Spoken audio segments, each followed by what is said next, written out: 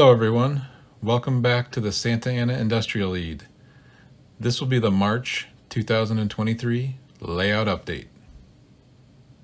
Just a quick reminder that if you like the content on this channel, please leave a like below. Also feel free to subscribe and click the bell button to be notified of new videos, and also comment and ask questions below. It helps grow the channel. Thank you. As you can see, I've been doing a lot of work in this area. This area is the plastics transload area. Some of you sharp-eyed viewers might notice that an industry is missing from the last video, as well as a new industry and some new buildings. In a few minutes, I'm going to talk about all the changes I made and then why I went a different direction from the last video. And if you're wondering where the updated layout tour is, that's still coming. I believe at the end of my last video, I said I would have that out by the end of last year. I got sidetracked with doing a lot of work in this area, so that's why I had the delay. So let's quickly go over why I made all these changes to this area of the layout and how this scene progressed. So at the end of the last video in December, I had mentioned that I was going to make an updated layout tour because I had so many changes that had happened since I had done the original layout tour, which was probably 8 or 9 months old at the time. It's almost a year old now. Before I did the layout tour, I wanted to make mock-ups of a lot of the structures in this area so that when I did the tour, I could show kind of what the buildings were going to be like. Layout tours seem to be better when you're kind of showing actual either mock-ups or structures than just pointing at air. So the first one I wanted to kind of mock up was International Paper, which is this very big structure that sits on this corner. When I started getting into it, there was way more involved than I thought on how I wanted it to look here, to take into account trucks entering and leaving the facility, where the truck dock would be, as you can see here, and then over there is the rail dock.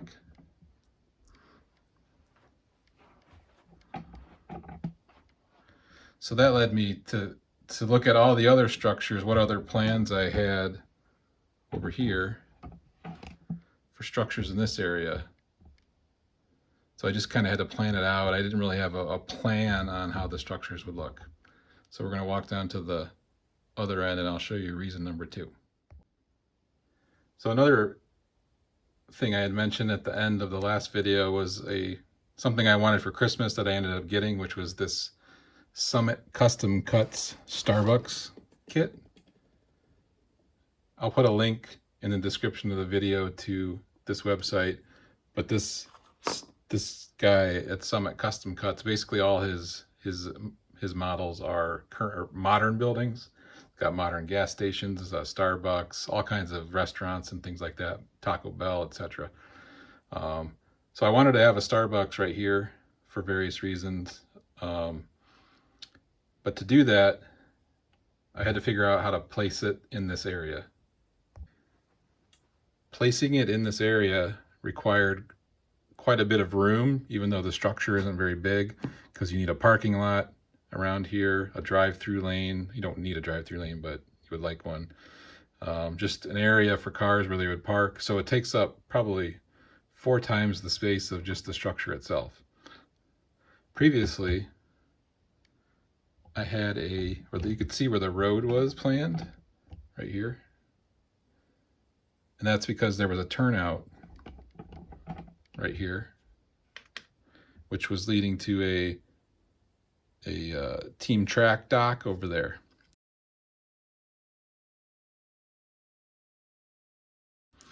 So essentially I decided to trade that team dock for a Starbucks.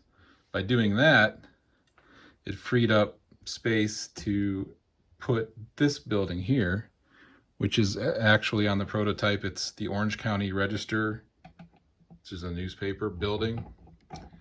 In some of the old Google Street images, they were getting boxcars, probably of newsprint.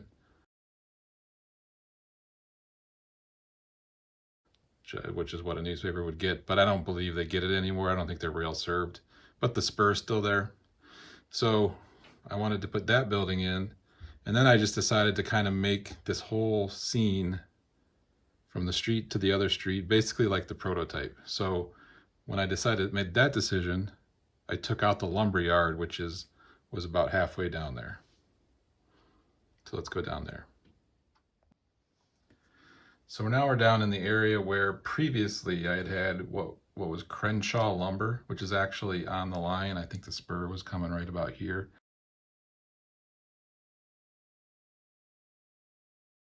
It's almost where that currently, and now I made it just a dead spur. It's not even connected, and that's how it is in real life today. Is there's a bunch of these just dead spurs for these old industries that used to be rail served probably in the Southern Pacific days.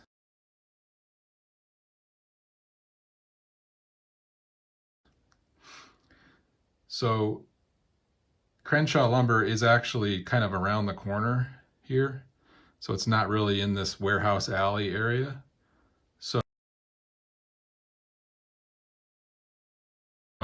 when I decided that I wanted to have the scene more prototypical with this warehouse alley, I kind of just got rid of Crenshaw lumber. But I do have another lumber yard right around the turn on the other side of the backdrop there. So that's actually going to become Crenshaw lumber. It was a different lumber. It doesn't really matter. It's just a lumber yard. So not really losing the lumber, just not having redundant 2 lumber yards.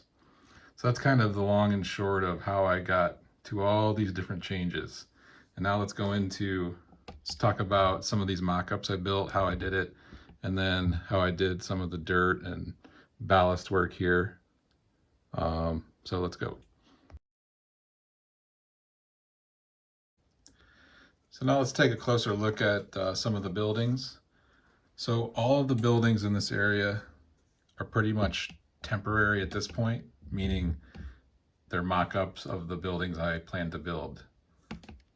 So the majority of them are built out of foam board, which is just that foam covered with like 2 pieces of poster board. You buy it in 2x3 sheets maybe at craft stores, even like a Kmart, or not Kmart, but Walmart, places like that.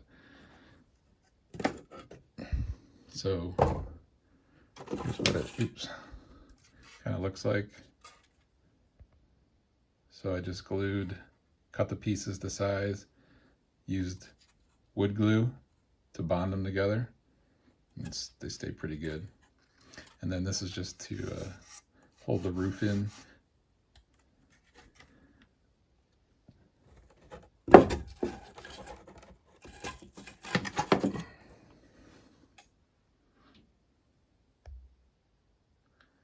So originally I just had foam board roofs on top of these buildings, but then I realized I had one of the buildings from the other half of the layout. I had taken it down, but I had built a huge roof to cover it. So I built three of these roofs out of that piece, and that piece was just masonite covered with painter's tape and then painted with spray paint and weathered a little bit.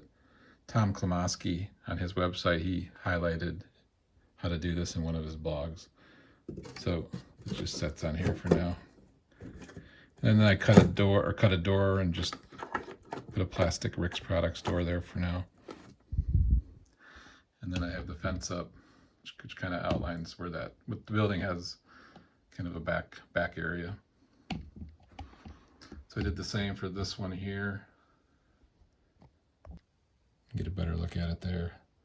All these have been spray painted kind of to match the colors they are. Here's the third one. Again, just spray painted foam board. This one I've had here for a while. It's just foam board with paper taped on it with the graffiti. Now this one here I've had for a while. This is not foam board. It's actually made of PVC wood, which is that thick.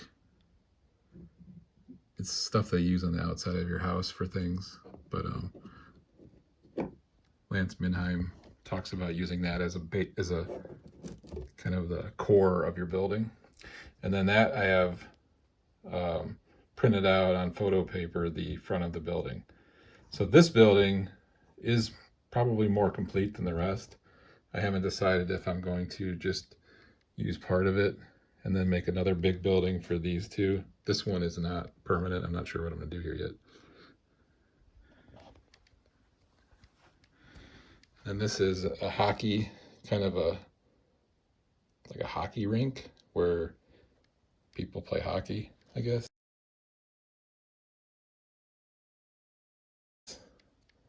I got to put the sign there, but it's a little lower than the other buildings, the height-wise.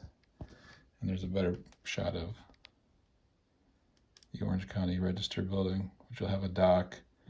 And even though it's not rail served currently, I will be, switching it out occasionally. Another thing I've messed with is, see the fence there. This is Allcom scale models fencing. I've been trying to figure out a way to kind of put that. Sometimes it's blue, sometimes it's green, sometimes it's gray, just like the stuff that goes in between the holes. It's like plastic or something. So there's not a really good way to do it that I've found. So this one has duct tape on the inside. The sticky side is out. So it kind of looks silver, and you could, if you don't tape it perfectly, you can kind of bunch up the area so it kind of looks wrinkled. I don't know if you can see it that well. And then over here I did the same thing, but this is blue painter's tape. So it kind of looks like that blue stuff that's inside or on the chain links, the links of it. I don't know, it's all right. I could probably do some airbrushing over it, like some graffiti or whatever. But like I said, I was just messing around with trying to get that look. Here's a closer look at this, one of the dead spurs that I have. Again, I just I think there's still a turnout there, but they don't use the spur, and I just used some old track. And broke some of the ties, broke the rail. See, it goes down there.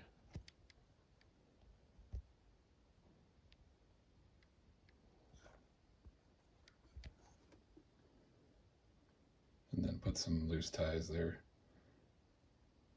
And then I have one more I'll show you here. So right where the truck is sitting, this one was actually two pieces of rail that I had bought a kit to hand lay my track, and I had some rails, so I put two of them down, and then I broke a couple of ties off some micro engineering track, and you can see they're like there and there just to kind of line it up. So that's just a spur that's gone. Again, it's not connected or anything. And actually the trucks, the transload trucks, so they come in through here and then they go through this parking lot and kind of hit this. I tried to, I don't know if you could see it, but it's like a different color gravel like road that would go all the way down.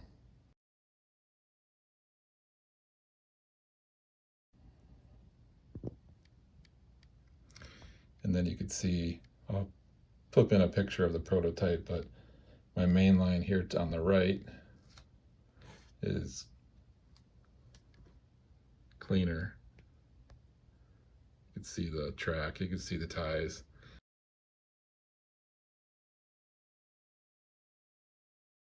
And then the two spurs they use for transloading are just dirt covered, like matted down dirt. They don't even really maintain the track. So that's what I was trying to go get the look of for this area. Looks all right. I think I wish I could get the dirt a little lighter to match the prototype because it's really light. But we'll see. And now I'll talk about real quick what I did for my kind of dirt layer, ballast layer.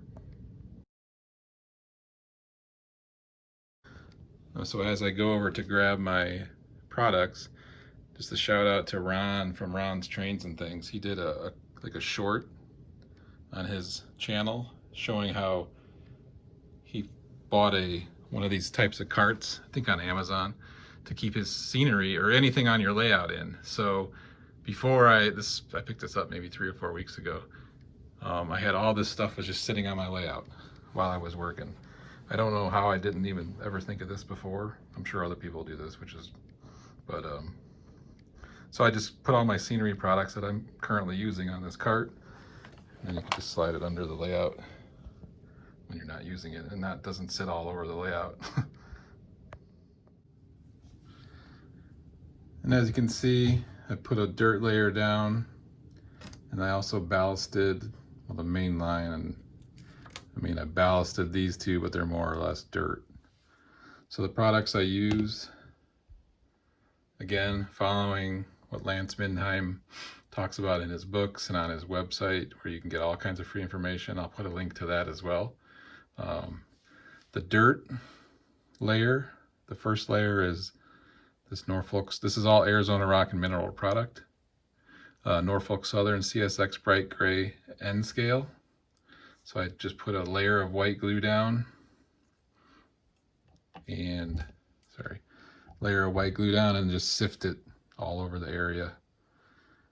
After that, I put down some other colors of, like here's it's called, oops.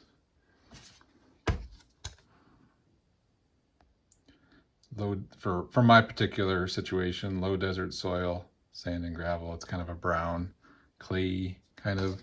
I sifted out all the big pieces and I get these like this powder left, and that's what I use to kind of brighten it up a little bit. And I also use that for this dirt area here and here. And then I put some kind of dead leaves in there, which are Scenic Express.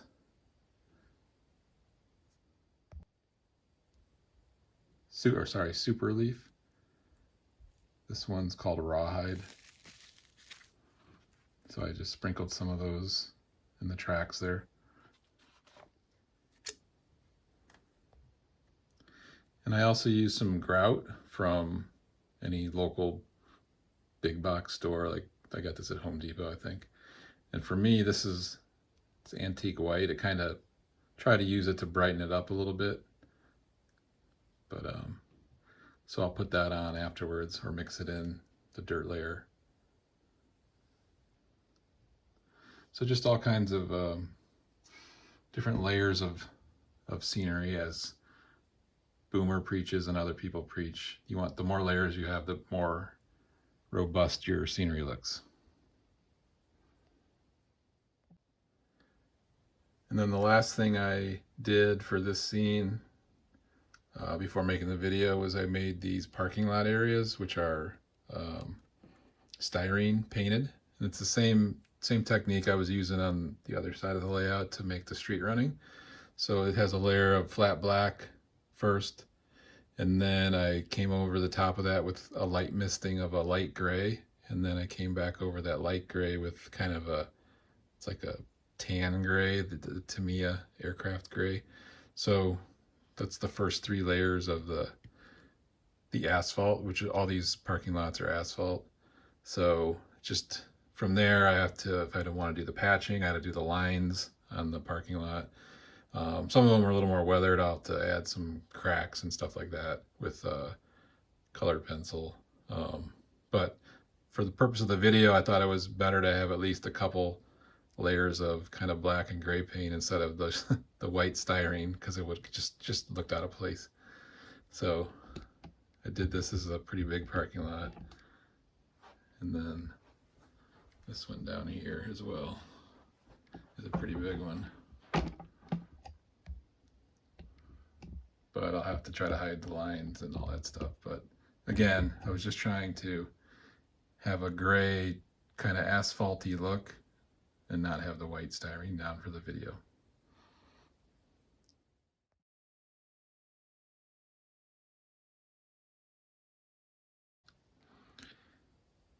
So that about covers what I've been doing on the layout the last 6 to 8 weeks. I took a little, like I said, a little vacation in between after the holidays. Didn't really work on the layout for a couple weeks. But so as promised, the next video after this one will be an updated layout tour. I have all my mock-ups built, so I should be able to pump that out pretty quick. And then as far as the layout, probably obviously need to do a lot more detail work in this area. But I do want to start a little bit on the other side. Here we are on the other side of the layout. So like I was saying, I want to start working a little bit on this lumber yard area. There's a lot of kind of sheds and stacks of lumber.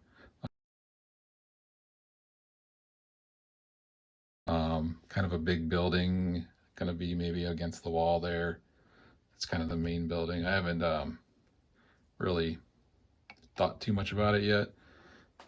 And then I also want to mock up with foam board this large cold storage facility.